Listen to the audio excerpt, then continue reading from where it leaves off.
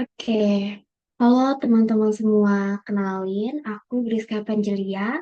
Di sini kalian bisa lihat, aku mau ngejelasin tentang dari FYP ke RIP, melawan brain rot demi masa depan kemanusiaan yang kritis. Nah, kalau yang ada di pikiran kalian adalah brain rot yang kayak gini, gimana nih? Nih,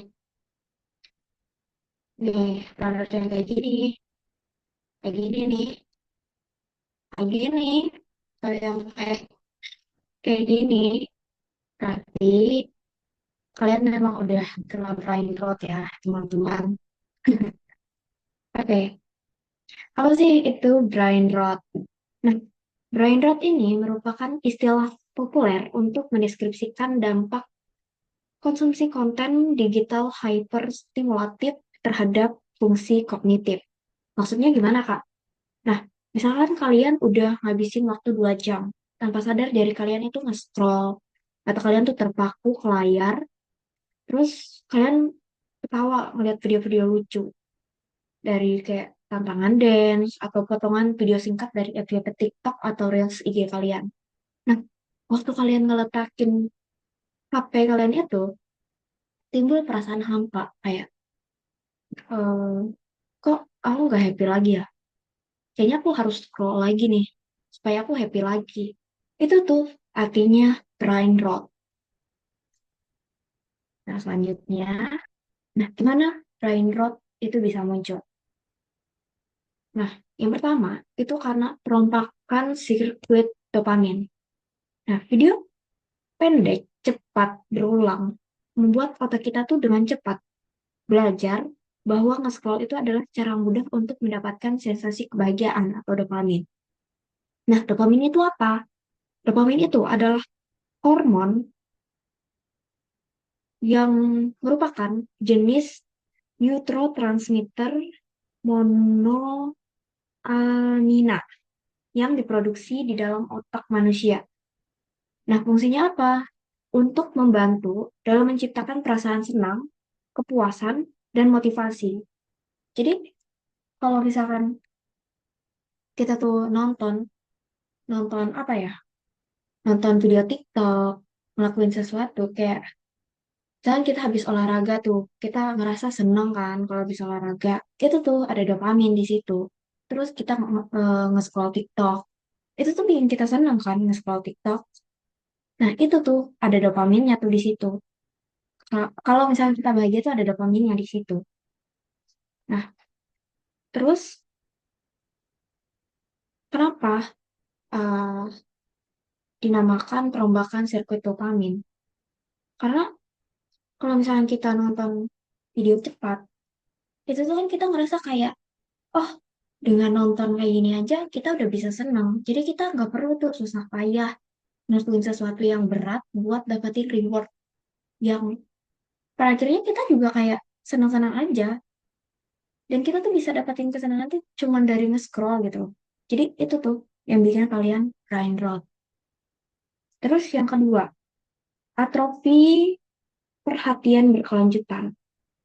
Nah, internet itu tuh mendorong kita untuk jadi pengumpul data yang efisien. Tetapi dia tuh ngikis kapasitas kita untuk kompilasi dan pemikiran yang mendalam. Jadi misalkan kalian tuh nonton video di TikTok tentang edukasi 5 menit. Kalian nggak tahan nonton itu. Dan kalian scroll. Karena kalian tuh nggak ngerti. Kalian nggak paham. Karena videonya panjang kan. Itu tuh kenapa kalian bisa brain rot dan munculnya tuh kayak gitu, brain rot tuh. Nah, selanjutnya, apa dampaknya? Yang pertama, itu ancaman terhadap pemikiran kritis. Nah, pemikiran kritis itu membutuhkan waktu, kesabaran, kemampuan untuk memahami informasi yang kompleks dan bertentangan dalam pikiran. Jadi, video-video pendek tadi tidak melatih otot kognitif ini.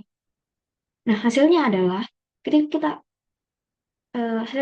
kita tuh jadi lebih rentan terhadap narasi yang sederhana dan pendek. Karena kita tidak terbiasa menavigasi nuansa dan kompleksitas. Nah, kayak video edukasi tadi, karena kita tuh udah terbiasa nonton video yang pendek, video yang narasinya pendek.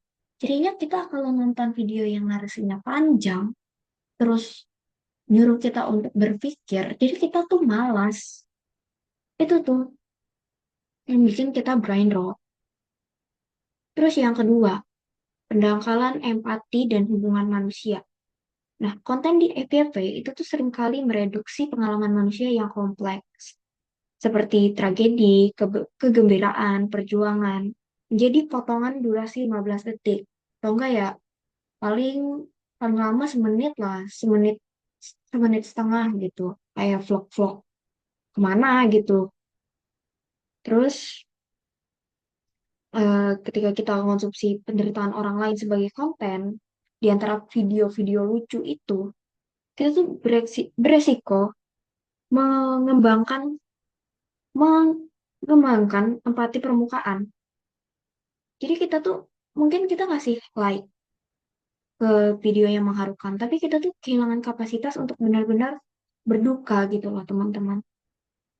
Jadi ada juga tuh di TikTok misalkan ada orang disabilitas tanya, oh kok kayak gitu sih kak? Kok mukanya mirip ini sih kak? Itu tuh empatinya udah hilang teman-teman. Empati kita tuh udah hilang karena brain rot itu gitu. Nah, terus solusinya gimana? Intinya gimana? Nah, ada yang namanya dopamine detox. Apa itu dopamine detox? Nah, konsep dopamine detox itu muncul sebagai strategi populer untuk merebut kembali kendali atas perhatian dan kesejahteraan kognitif kita. Nah, praktik ini nih memiliki nilai psikologis yang signifikan sebagai bentuk riset perilaku. Ingat ya teman-teman. Nah, inti dari dopamine detox ini adalah kita tuh dengan sengaja mengurangi paparan terhadap stimulasi yang berlebihan. Caranya seperti apa? Nih, yang pertama, mengurangi paparan terhadap stimulasi berlebihan. Ya, kita pasti udah tahu ya teman-teman.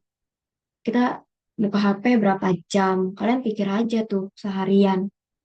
Dikurangi lah itu. Misalkan kalian, oh jam segini aku ngelakuin ini nih. Jam segini aku belajar nih. Nanti jam, misalkan 2 jam aku bisa nih nge-scroll HP setelah aku eh, baca buku, setelah aku belajar. Kayak gitu.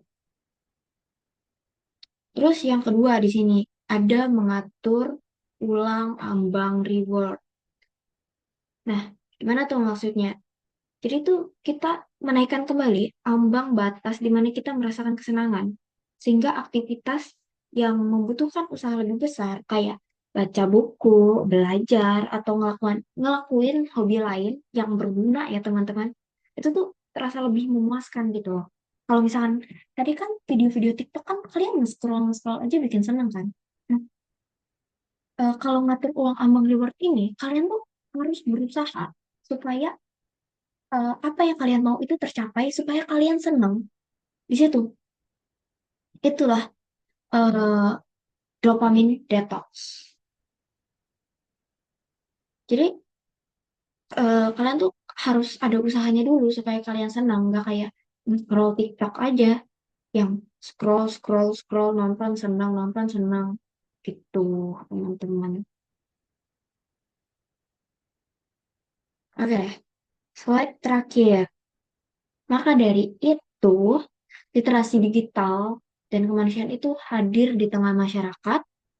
Nah, literasi digital dan kemanusiaan yang diperluas bukan lagi sekedar kemampuan teknis untuk menggunakan perangkat, melainkan sebuah kerangka pertahanan kognitif dan etis yang mencakup melindungi perhatian melalui manajemen waktu digital, mengenal ekonomi perhatian dan manipulasi algoritmik dan menerapkan dopamine detox untuk riset sistem otak. Jadi banyak yang ngira kayak literasi digital tuh cuman soal apa ya? Soal ini doang, teknologi-teknologi doang. Kalian lupa di sini ada kemanusiaannya. Nah, jadi di sini nih kita tuh apa ya teman-teman? Diminta supaya kita tuh yang menggunakan teknologi, bukan teknologi yang menggunakan kita gitu loh. Jadi buat teman-teman yang ngerasa otaknya udah brain rot, otaknya udah terpapar video-video pendek, tolong kasihani diri kalian, kasihani mama papa kalian yang udah nyokolain kalian itu, dan ayo dopamin detox gitu. Thank you teman-teman, itu dia dari aku. Sekali lagi terima kasih udah nonton video ini. Bye bye.